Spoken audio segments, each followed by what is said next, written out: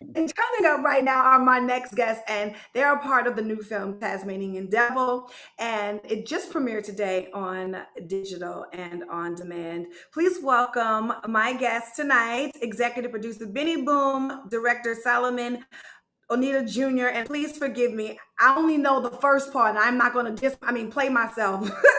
Ntare, how do you say the rest of your name? Ntare, Guma, Mbaho, Mwine. Yeah, that. Amazing. Beautiful name. And what an amazing actor you are. I'm so just excited that you're here tonight. I can't believe it. How's everybody doing tonight? Great. Doing great. Yeah, thank you. Thank you for having us. Yes. Are you guys missing the whole red carpet premiere experience? This amazing movie. We are. I feel like we are. Just for Solomon more than for me, for him, I want him to have that experience. I've had it a few times. I really wanted him to have it. Yeah, Solomon, is it the same experience? You think it's the same experience that is just coming out, or you wanted to have the pink bamboo? I feel like every director wants that theatrical experience, but I'm not complaining. I mean, we're in COVID, so I'm grateful for the release I did have, and I'm grateful that people are able to watch the film. Yeah, and what an amazing! I saw the trailer, and after this, I'm going to go watching it, and I feel like it's going to be an amazing film. Congratulations, Mr. Danny. Yeah, you have been busy producing and directing for TV shows and films, and still music collaboration with Busta Rhymes. I want everybody to check it out. Yes.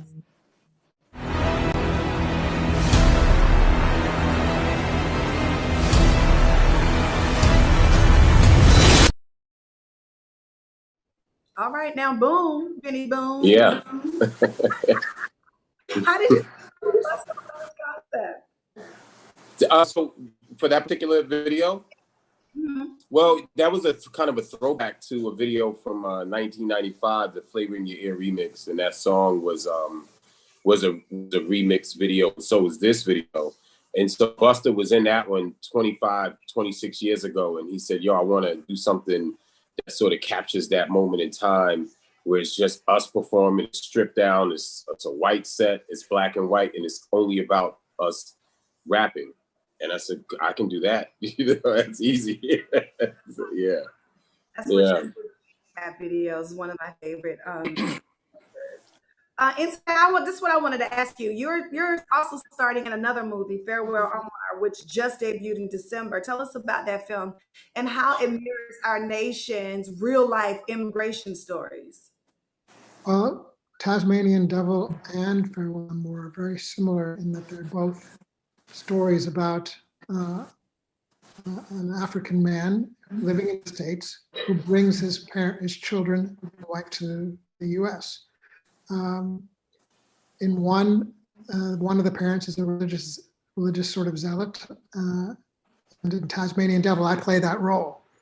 In Farewell Omar, it's my wife's character who's the one who's very religious. So it's really interesting, different parallels. The real main difference, of course, is these two brothers were both pledges, brothers of the fraternity, and this movie, Tasmanian Devil, really examines what it is to become a brother in a fraternity, and that's really the thing that separates the two films. But ultimately, it's about, how do immigrants assimilate into this world, into the United States, and it's really pertinent because we really need to celebrate the immigrant story because we now have our first woman in highest office as a first generation immigrant.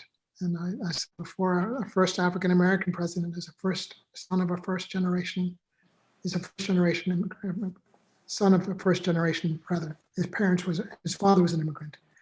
So there's a lot to celebrate here.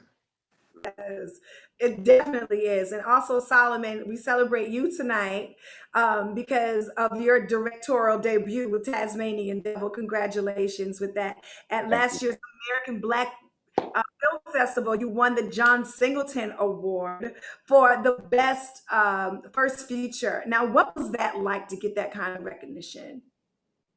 John Singleton has been a big inspiration for me. Like I wanted to be a director after, I modeled myself after John Singleton, and the award was presented by Spike Lee. So these are two giants within the Black film industry that kind of honored me with this award. So I feel like it was a good introduction to the industry. And I hope to, you know, live out a career that's as glamorous and as great as theirs. Yeah.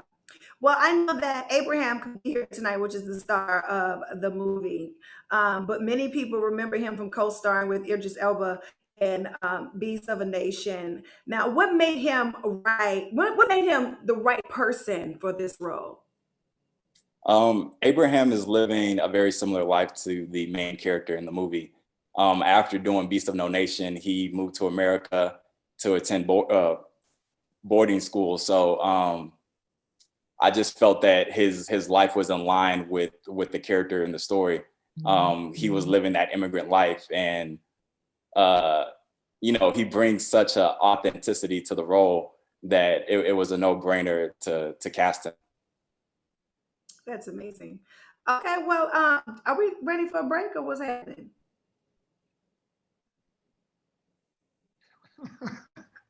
That's what I thought. We're gonna take a quick break. I just wanted to make sure we was good on time. We're gonna take a quick break. We're gonna be right back to talk more about the Tasmanian Devil movie. Stay tuned. Everybody, I'm your girl Tamar Braxton. I'm filling in for my girl Claudia Jordan tonight on Out Loud. And tonight we are here with Benny Boom, the director, and Solomon Onita Jr. and Ntare. Did I say that right? Ntare, yes. Okay. This film, Tasmanian Devil. And this movie explores a culture clash that happens when an African-American college student from a strict religious background wants to join a Black college fraternity. Now, what inspired this story, and where did the name Tasmanian Devil come from? This story is inspired by me being a first-generation American. I placed the frat as well. I placed Alpha Phi Alpha. So I kind of took the immigrant experience, and I thought to myself, what will it be like if an immigrant came to this country and decided to assimilate by joining this fraternity? And just with that train of thought, that's how I came up with the story. And the Tasmanian Devil, similar to like a lot of Greeks, you have like with Alpha Phi Alpha, we're the Sphinxmen. So I wanted to give them some type of mascot that will represent them in the film. So I came up with the Tasmanian Devil because it contrasts the religion aspect of the film. Yeah, it wasn't Tasmanian Angel. Yeah. Tasmanian Devil. For my character, that just is enough to send him over the edge. Shout out to Tim Gibbs, who also is an Alpha Phi Alpha. He's a proud Alpha Phi Alpha. Matter of fact, that's the first thing he told me about himself. As we all are. We all are. We're you know, Alpha men, we're very proud. Now, Benny, you ought to be proud, because what the chat is saying right now is that you are a legend, and I'm so super glad that I caught this episode. That is Derek in our comment section. And you definitely are a legend, Benny, as I said before. Thank you. And you have been the go-to music video director for the last 20 years. I mean, since I could remember, I know, for my whole career. And you've done artists like Nicki Minaj and 50 Cent, and just to name a few. How did that lead to you directing films like the Tupac Shakur biopic, All Eyes on Me? Well, it's interesting. I was a film student first at Temple University. I was a double major in film and African American studies, and so I had always wanted to be a director, and I sort of got directed away from film and to music videos in the mid '90s when I joined up with Hype Williams' company at Big Dog. And so I was there for quite some years myself, and Little X, we were both there sort of under Hype, and then X started to direct, and I was his assistant director, and then I got my shot in 2000.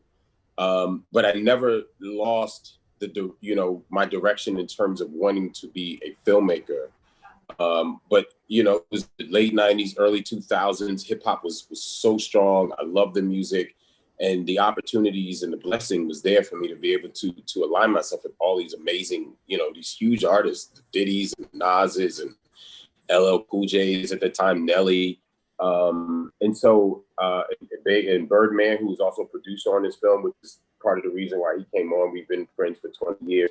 So, you know, that happened. And when I got a shot to direct, Next Day Air was my first feature with Omari Hardwick, Mike Epps, and Wood Harris, Mos Def. And that was independent film, much like this was. And part of me really wanting to be in Solomon's life at this time was how anything that was missing from my experience, my first time experience, I wanted to make sure that Solomon had that I stood in a gap for him as a producer and as a mentor during the process. And so, you know, I'll tell you that, you know, I didn't like engage myself too much creatively, except on the end when I had suggestions about certain things or scenes or something. But I always wanted it to be his vision and not my vision at all. I just wanted to help him get his vision, which you don't get a lot as a filmmaker. You know, you really don't in this business. So that's really what I was there for. As far as me with the Tupac movie that came about from a friend of mine, LT Hutton, who was the producer of the film, and we got together, and you know, that was an interesting film to make because a lot of directors had dropped off the project. So I came on, and you know, we took it over, took the whole movie over. So yeah. Well, kudos to you. Do you think more Black filmmakers should be mentors in the business?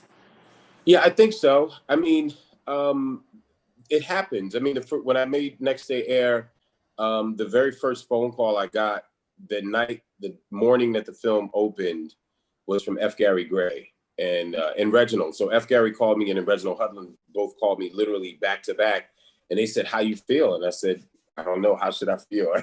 It was a small movie, and I was just happy to have a movie made and done, you know. And then when I did All Eyes on Me, you know, I got Antoine Fuqua called. So how you feel? So it was like, so I don't know how to feel. I'm just glad. I'm a kid from West Philly. Like, I'm just happy to be able to be in this industry and make movies and help other Black men, you know, make movies, and women too, you know, achieve their goals, you know. That's so beautiful. It's amazing. We need more people like you. Definitely. Oh, thank you. Making strides in the film world for a few years now. How did you know you were ready to take on the role of director for this film?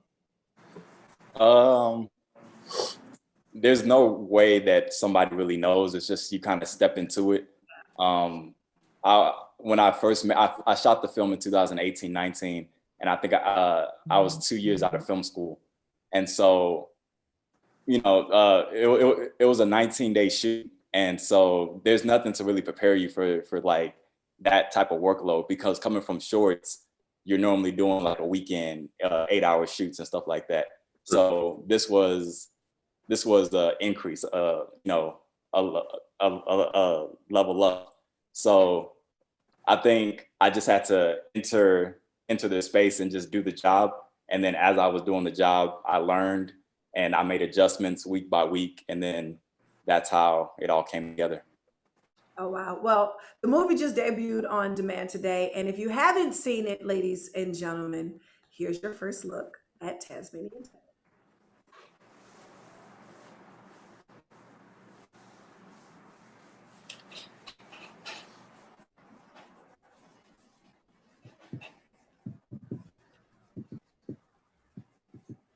All right, it's the internet for me. Oh, Jesus. Well, while we're waiting on the clip, I hope we don't get off. And how do I say your name? I don't know how to say your name. Ntare. Ntare, am I saying it right now? How is it working with Abraham? Yeah, Abraham Atta plays my son in this film. I was blown away first when I first saw him in this film with Idris, and so for me, it was just a blessing to be able to work opposite him. And really, for me, the eye opener was Solomon, because Solomon, I'm still blown away that this was his first feature, because he had such a clear vision of what he wanted to do, but at the same time he had a balance because he was a willing and open collaborator, and he would, managing a set is a challenge for anyone at any level, but for your first timer, when you have a lot of people who've had other experience trying to tell you what to do, he would be able to, he was like the eye in the middle of a storm, and he could just sit still and listen and decide which way he wanted to go, what he wanted to listen to, what he wanted to. And he guided both me and Abraham in ways that, surprised both of us, I think. So amazing. All right, guys, we're going to take a quick break and we'll be right back when we return. Welcome back to Out Loud. I'm your girl, Tamar Braxton, filling in for my homegirl, Claudia Jordan. And tonight, I'm just so excited because we have so many wonderful African-American men in film. And we have Benny Boom, Solomon, and I've been jacking this man's name up all night long. I'm going to try this one more time. Ntare, am I saying it right? No, I ain't got it. Okay, sorry. Well, pray for me. All right. Let me help you one more time. Ntare. Okay. Ntare. Guma. Okay. Guma. Mbaho. Mbaho. Mwine. Yeah. Mwine. Meanway. Mwine. No. Meanway. Okay. Mwine. Mwine. There you go. Ntare. My family's from Uganda. I was born in the States, but my family's from Uganda originally. Okay, got it. Do you have a nickname? What did they call you? No, I don't have a nickname. Ntare. That's the nickname. There you go. You got it. Mm-hmm. Okay, well, let me ask you guys a question because half of you are frat. So did this film bring back your frat memories from college?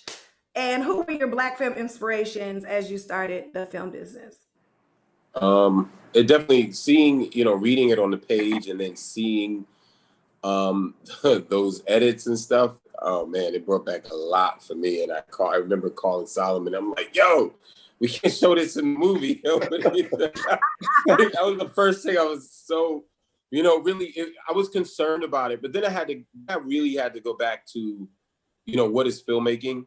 Yeah. And in the story structure, sometimes movies are uncomfortable. There are moments in films that should make you uncomfortable, depending on the type of film that it is. And I think without those scenes, you don't fully understand those journey. If you don't get to see him go through this, he's going through it in school, he's going through it at home, he's being pressured. So, the hazing actually in the film, when people see it as a release, he's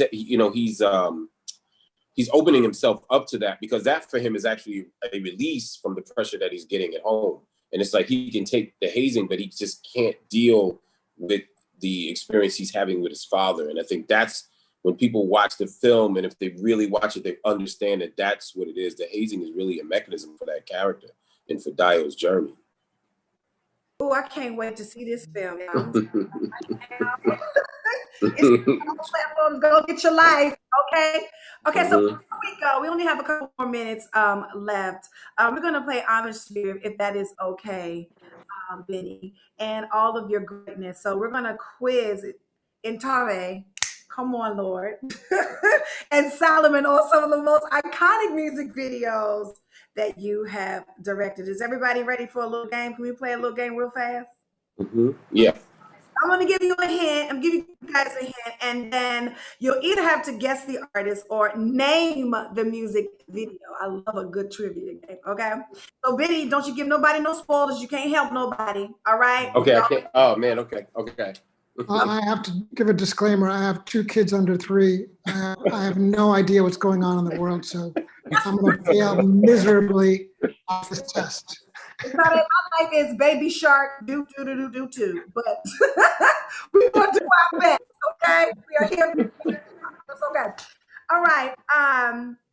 Benny Boom directed this video for power actor and rapper. The song was about going shopping, looking through the windows, and not buying anything. That's easy. Who? It's an easy one. Oh, it's an easy one. Is it 50 Cent? Yes. Okay. I'm proud of myself that I got that. One more. Okay, Benny Boom directed this music video for this R&B singer and amazing dancer who is married to a popular NFL player. The song is about keeping her special treats on lock. Who is that? Sierra. Yes, that is Sierra. I think we gave that away with the NFL player. Okay. One more, because that was so easy, children. All right. Benny directed this music video for the St. Louis-born rapper who battled Ludacris in the Versus battle. And the song features one of the members of Destiny's Child. Who is it? St. Louis. No. Ntare, you know? Of course, he's the only person that we know from St. Louis. But the Destiny's Child member was Kelly. All right. Is it Kelly Dilemma? Oh, Nelly, yeah. Yeah. And Miss Patty was in that. Miss Patty LaBelle. Patty was too in that video, and that was a good video. Yeah. So I just would like to say, I mean, what an amazing hour. You guys have been so entertaining and so amazing, and congratulations on this amazing film, Tasmanian Devil. I definitely will be watching it. Congratulations, Solomon and Ntare. And also, Benny Boom, thank you guys for watching. Thank you guys for coming. I guess Claudia will be back tomorrow, and I'll see you next time. Bye. All right, thank you. Thank you. All right, thank you.